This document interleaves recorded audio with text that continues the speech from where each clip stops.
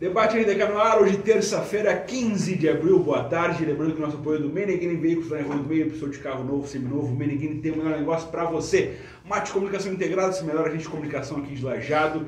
E Agropet São Cristóvão, o lugar para o seu bichinho de estimação. Boa tarde, amigos. Auri Reis, Ademir Black, né? Estamos aqui junto, mais um debate RDK. Semana de Campeonato Brasileiro. Do Grenal veio de derrota e empate. Jogos complicados amanhã e semana Grenal, né? No final da semana. Boa tarde, meus amigos. Boa tarde. Vamos começar pelo quê? Vamos começar pelo Inter. Vamos começar pelo Inter? Vamos começar pelo Colorado, né? O Colorado ficou no 0x0, jogo em Fortaleza, no Castelão. Jogo bem complicado, com polêmicas de arbitragem e tudo mais. O Inter jogou poupou alguns titulares, o Roger preservação praticamente na parte física. E o Fortaleza também. O Fortaleza teve alguns jogadores poupados também, Caleb, Marinho, que acabaram entrando no segundo tempo, né?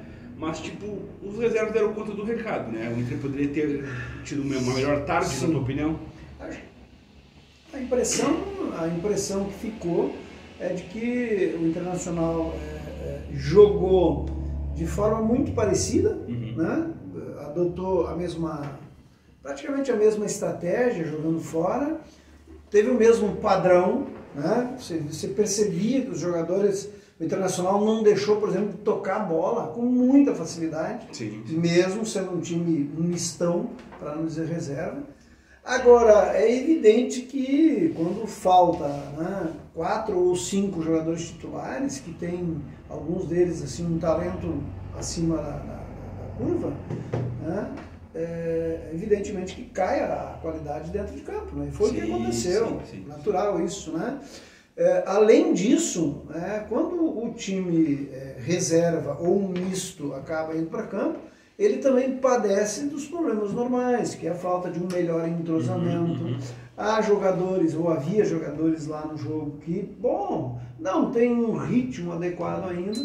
Então, eu considerando tudo isso, e o fato de que o Fortaleza é um adversário muito difícil de ser batido em casa, jogando em casa, o Internacional acabou fazendo um bom resultado.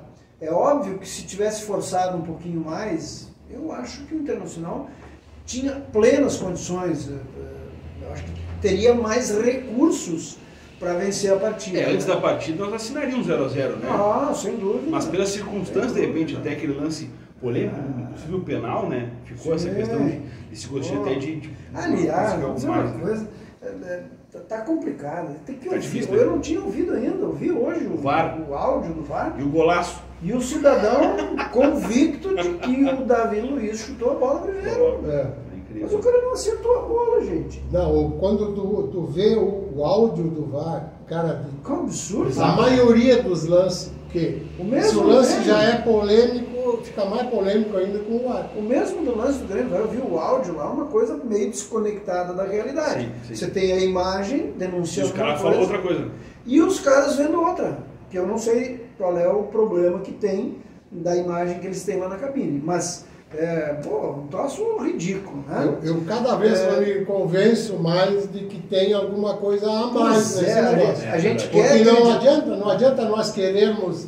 a gente quer acreditar que aí vem a questão, termina tudo na questão, a interpretação. E aí eu interpreto, o Diogo é mais forte que eu vou interpretar por um lado para não arrumar encrenca com ele. Agora, se é o outro lado, isso aí é muita brecha. Eu quero acreditar que seja falta de preparo desse pessoal.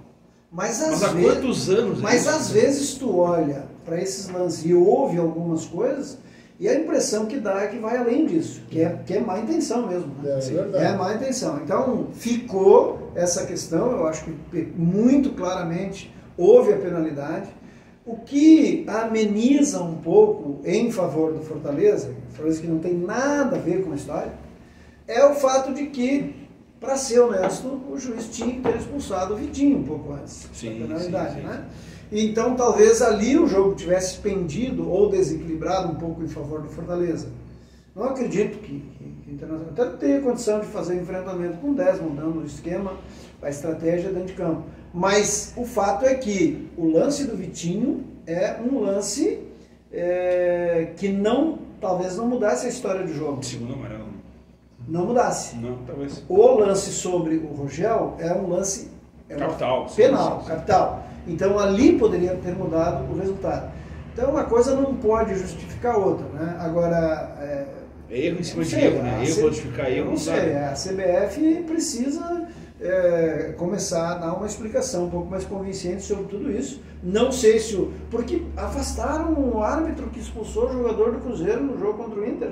Sendo que, tipo, Um dos melhores árbitros de futebol brasileiro, o Henrique. Lima Henrique, não sei o que é Lima Henrique. Do Rio de Janeiro, que apita lá pela Federação Cearense ou alguma do Gustavo Nordeste. Henrique. Agora, o que fizeram com o árbitro, por exemplo? Esse cidadão que não deu a penalidade no domingo, se eu não me engano, é o mesmo que deu aquela penalidade escandalosa em favor do Palmeiras contra o Sport. Não foi ele? Não. Barbaridade. Tem certeza? Não foi outro juiz. Mas, quem foi agora foi o... É tanto. Esse cidadão aqui, cara ruim, né? esse cidadão aqui já tem um histórico. Sim, de ele já estava cometido suspenso. No ano barbaridade. passado, várias vezes. Foi para a geladeira ou não foi? Então, assim, essa CBF foi denunciada semana passada. Quem não leu, procura uma reportagem muito bem feita da revista Piauí a respeito dos horrores que a CBF está fazendo sob o comando desse cidadão aí que o futebol brasileiro reelegeu, bom que se diga. Unanimidade. Ele não isso é caiu de importante. paraquedas lá, na outra sim. Desta vez não. Unanimidade. Clubes e federações reelegeram o cara.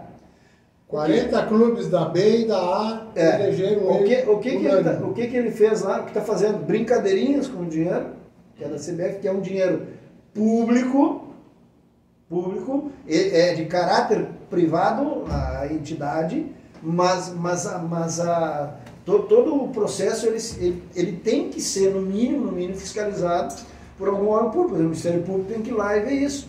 O cara simplesmente está pagando 250 mil por mês para os presidentes de federação. Eu fiquei chocado com a história. O presidente da Federação Gaúcha nunca falou. E ele ganha mais de 500, né? Não, sem dúvida.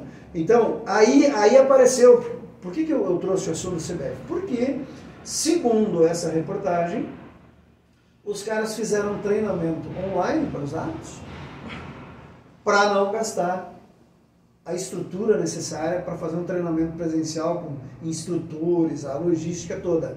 Então, para não gastar dinheiro nisso e talvez comprar os votos que era necessário para ele se reeleger, deixaram de preparar melhor a arbitragem. Então, assim, eu sou um defensor há muito tempo da profissionalização. Árbitro tem que ser um profissional com dedicação, ele tem que ter remuneração à altura para poder ser cobrado, porque aí ele vai ter a obrigação de se preparar, se não depender de uma preparação muquirana aí das federações e da CBF. E outra coisa assim, E buscar preparação como faz os árbitros na Europa. E outra coisa, ano passado tinha uma comissão lá que hoje tem um conselho de arbitragem. São 10 pessoas, não parece? Sim. Tem um cara que é o presidente, tem um... Alguns estrangeiros. E não mudou nada. Então tem alguma coisa muito acima disso, ou esses caras estão lá para bonito, né? Eu diria até que piorou, né, mano? Pois é, mas aí a impressão que dá que esse começo de ano ele veio com mais problemas de arbitragem do que a gente estava acostumado a ver. Sim, nós agora a gente tem o VAR. Então, tipo assim, a gente tem o poder de questionar ainda mais, entendeu? Porque antigamente não tinha isso. Não, mas aí... Errava, entendeu? Mas aí que tá agora, tipo assim, tu vê o erro e o erro permanece. Como é que agora, com o recurso, com a tecnologia, com dezenas de ângulos de imagem, os caras conseguem chegar à conclusão que o cara acertou a bola no domingo, ele não acertou a bola. Mas lá reclamou o jogador do Inter. Mas vamos pegar o lance do jogo do Grêmio, o pênalti. Pô, vamos dizer, o juiz, é um lance polêmico, bateu no zagueiro, bateu, não sei, na barriga do cara, ele recolheu, mas lógico que ele recolheu, mas quando ele bateu na bola, ele estava com o braço aberto. Tudo bem, vamos lá, vamos chegar à conclusão. Mas daí o que aconteceu? Os jogadores do Grêmio todos foram para cima, a torcida levantou, quer dizer, daqui a pouco o juiz disse, não foi nada. Quer dizer, daqui a pouco eu, o juiz, honesto, que estou preocupado, disse, pô, vem cá, eu vou pedir para ver o VAR. Eu vou pedir para ver o lance de novo. Mas, Ademar, no lance... Mas ele não faz isso, simplesmente Sim. o outro cara... Mas no lance do Grêmio tem um atenuante. Aquele é um lance que ainda, e eu acho que a regra deveria ser corrigida, ele tem regra, né? para não dar margem para tanta interpretação. Sim. No lance do Internacional, não tem interpretação. O cara não acertou. É só tu ver o movimento da bola, entendeu? A única O pé do cara é explicação, assim, a bola sai pra cá. a única explicação que eu entenderia era os caras lá na cabine dizer, não, ele não acertou a cabeça do cara. Aí simulou, aí tinha que dar cartão ia pro ficar uma cara. discussão, porque a imagem que tem, ou as que tem até agora, né? Mas, cara, foi visível, ele cabeceou a bola e acertou a cabeça. Ele levantou demais, o zagueiro internacional cabeceou e projetou a cabeça para frente, mas ele o pé só pegou porque o cara levantou o pé lá em cima. Sim. Mas não tem interpretação. No lance do Grêmio, eu disse, mas ele não teve a intenção, ele não queria. Isso, embora, na minha opinião, com todo respeito, não tem esse negócio. Ele desviou a trajetória da bola com o Márcio. Ponto. Pênalti, acabou. Não, mas o lance, então, do anterior lá no jogo contra o Ceará, foi pênalti. O cara também recolheu o braço, mas bateu na mão dele primeiro. E aí? Né? Então, o problema todo é a tal da interpretação, pra mim, assim, ó, porque esse é o negócio, a regra, ela dá margem pra isso. Exatamente. Entendeu? Aí tu, tipo assim, não, é interpretativo. Cara, se é interpretativo, tu pode ser interpretativo pra certo, como pra errado, né? sim, tu podia dar, como não dar. Exatamente. Vamos voltar a falar do jogo aqui, o Internacional que entrou com parte do time misto ali. As peças que entraram, deram conta do recado? Nem todas. Gostei muito do lateral esquerdo. Vou ser honesto com vocês.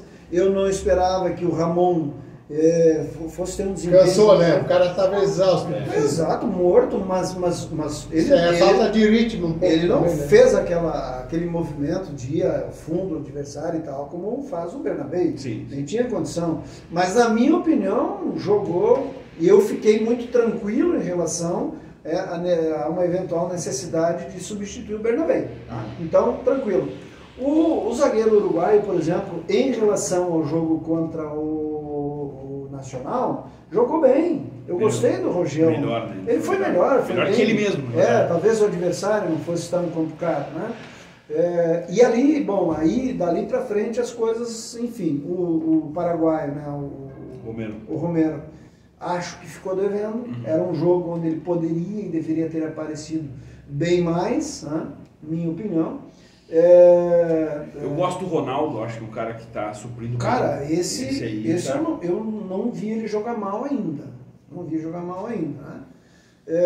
Acho que o Wesley, por exemplo, ainda tem bastante caminho para chegar no que ele jogou no ano passado. Sim. O rapaz lá que se machucou, o Carboneiro, também poderia ter rendido mais, enfim, nas circunstâncias em que o jogo se apresentou.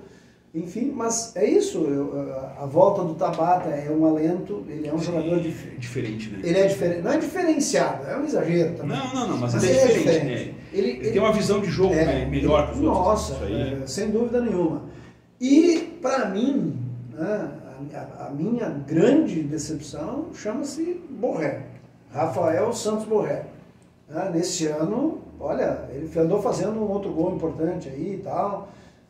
Tem que reconhecer, fez gol contra o Cruzeiro e tal, mas no jogo de domingo, contra um adversário onde podia se permitir, o cara sumiu, ele se escondeu do jogo, então, grande decepção, né? O Valência não teve tempo suficiente para mudar aquela realidade, mas o Borré, alguma coisa está acontecendo que não está... concordar com o Roger, então, ele não, o Valência é o titular.